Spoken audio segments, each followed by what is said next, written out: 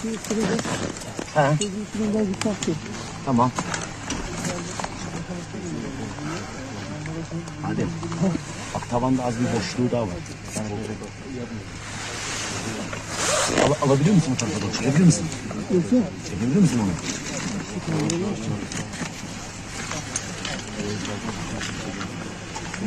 Neyse o uç tarafını kır. Valyor senden taraftaydı.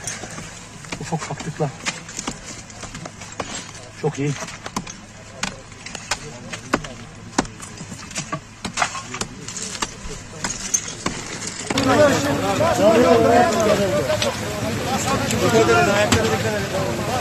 Oksijen gelsin, oksijen. Oksijen.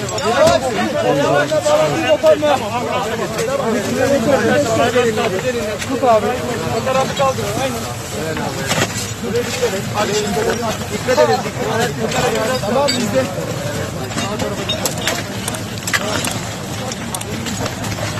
Dur.